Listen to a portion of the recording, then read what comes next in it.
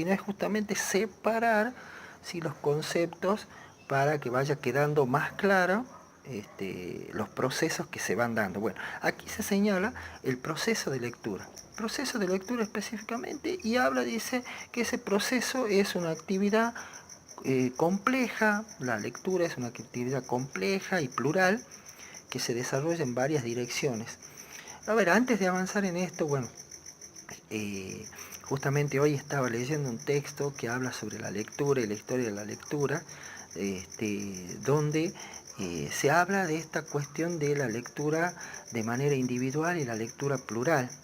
También eso, bueno, esto seguramente lo vamos a ir retomando después también en el segundo trimestre, cuando observemos, ya entremos al concepto de lectura ya un poco más profundamente, ¿sí? Donde vamos a ver estas dimensiones de la lectura individual, grupal, social, con relación al poder, con relación a muchas otras cuestiones que tienen que ver con la lectura y que son muy profundas. Ahora bien, aquí solamente esto sería como una introducción a lo que es la lectura. Primero, como proceso neurofisiológico, es lo que denomina esto, este primer acercamiento, porque bueno, ahí aparece lo que tiene que ver con nuestro cuerpo y nuestra mente, nuestras neuronas, nuestras cargas eléctricas, nuestros nervios, ¿sí? Desde el punto de vista químico, desde el punto de vista biológico, y también lo físico también, que son desde el punto de vista biológico, nuestra cuestión cerebral ligado a nuestros ojos, a los procesos que van produciéndose a partir de la lectura. Leer, ¿sí? El acto de leer, sentarse a leer, tiene que ver con todo nuestro cuerpo, con toda nuestra mente, con toda nuestra alma, con todas nuestras emociones. No solamente, ¿sí?, es una cuestión de razón. O sea, uno no estudia solamente, uno no lee solamente para estudiar, por ejemplo. Hay otros tipos de lectura que son importantes. Uno no solamente lee palabras, como en este caso, en esta cartilla, sino que también se leen imágenes, como estamos haciendo en la actualidad. Se leen acciones, actitudes, se leen gustos, se leen aromas. La lectura es mucho más amplia que esta cuestión solamente del texto escrito. Sin embargo, aquí el abordaje que hace es más específicamente con la cuestión esta del texto escrito, del estatuto del texto escrito y leído por nosotros. Bueno, también habla de un proceso cognitivo, ya lo hemos señalado anteriormente. Si leer significa también, o una de sus dimensiones, o una de sus direcciones a la que apunta el leer, es al conocimiento. O sea, lo cognitivo significa que leemos para conocer algún tema, para conocer alguna situación. Leemos en situaciones críticas, de enfermedad, cuando tenemos que leer una receta para el médico, en el médico. Leemos cuando por ahí nos hacen una multa de tránsito y tenemos que ver cuál ha sido nuestra multa, por qué, la explicación de esa multa. Leemos para entrar a para jugar un juego, hay que leer las reglas del juego. Podemos leer, escuchar también, en este caso cuando sea un texto oral. Sin embargo, vuelvo a repetir, aquí se habla de texto escrito. Después tenemos que señala también este texto que aparece dos cuestiones fundamentales o dos ejes problemáticos con respecto a lo que es este proceso de lectura. Por un lado, ¿sí? A ver,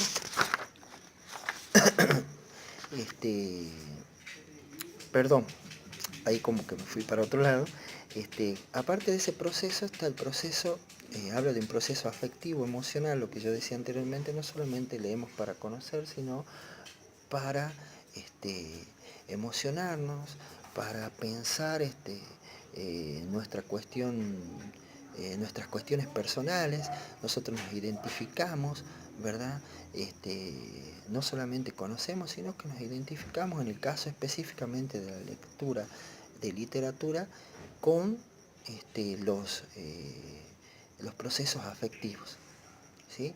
Más específicamente lo que tiene que ver con literatura, lo que no quita que, por ejemplo, un profesor de matemáticas o alguien que le guste las ciencias matemáticas o biológicas, al leer un texto de esas asignaturas o de esas temáticas, sienta un placer afectivo y le emocione leer eso.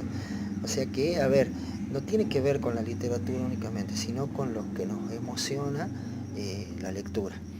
Después habla también de procesos argumentativos también. ¿Por qué? Porque los textos, ¿sí? Nos sirven para que nosotros podamos argumentar y persuadir. Argumentar significa que persuadir o tratar de convencer o exponer nuestras ideas, ¿sí? Y eso aparece en los textos escritos. Lo quiera o no lo quiera el autor, ya está exponiendo una idea, una forma de mirar el mundo. Y tiene que ver con el siguiente proceso que se enmarca aquí, como vuelvo a repetir, son procesos que están discriminados, separados para analizarlo, pero que funcionan todos a la vez en ese proceso de lectura. Por ejemplo, se dice de un proceso simbólico de la lectura. ¿Por qué? Porque justamente estamos reconstruyendo las ideologías que tiene tanto el escritor y la sociedad, esa de su época, esa sociedad de su época, ¿sí? Y los conceptos que tenemos hoy en día sobre esas temáticas.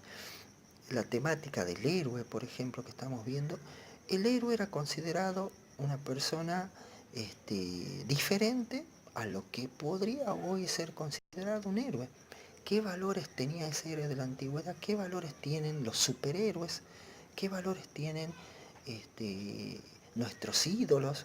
Por ejemplo, ídolos musicales, ídolos deportivos. ¿Son héroes realmente que luchan en las batallas diarias? Nosotros somos héroes. ¿Qué concepto de héroe hay? Eso tiene que ver con lo simbólico. Símbolo significa, es un objeto o un elemento que significa, detrás de él hay algo que significa a nivel mundial o a nivel universal, podemos decir. Por ejemplo, una paloma es el símbolo de la paz, ¿sí? Podría ser considerado el símbolo para un corazón, el símbolo del amor, ¿sí? Entre otros. Son símbolos, ¿sí? Así como aparecen en los textos determinados temas que son simbólicos. Por ejemplo, lo que estamos viendo ahora, el símbolo, el mito del recorrido del héroe, que es simbólico. Simboliza nuestra vida, nuestro camino cotidiano. Y después habla de un proceso crítico. ¿Por qué? Porque los textos también sirven para poner nuestras ideas ahí a consideración de los demás. Entonces, luego de esto, se hace una pregunta aquí el texto, si toda lectura es legítima. Y no se puede, dice, reducir una obra a la interpretación, una sola interpretación, por ejemplo. Un texto permite diversas lecturas, ¿sí? Pero lo que no autoriza, ¿sí? a que sea cualquier cosa. No. Hay que tener en cuenta qué es lo que ha querido contar ese autor y en ese momento que él ha escrito. Es una opción posible de interpretación. Y de acuerdo a este texto, dice eso, dice que no se puede interpretar de cualquier manera. Yo no estoy tan de acuerdo en eso, pero bueno, es charlable, conversable, discutible. Puede ser una pregunta que les haga. ¿Qué piensan ustedes sobre eso? ¿Sí? ¿Qué piensan ustedes? ¿Que cualquier lectura es posible o el texto te va dando determinadas instrucciones y fue escrito en determinado momento que tiene que significar tal cosa? Bueno, es una pregunta. Nosotros con el oráculo literario hemos demostrado otra cosa. De todas maneras, funcionó eso como un ejercicio para ahora poder pensar eso. Bueno, chicos, este sería nuestro primer video que compartimos. Y espero que les sirva. Y cualquier duda me consultan, estoy a su disposición. Ya saben que pueden comunicarse conmigo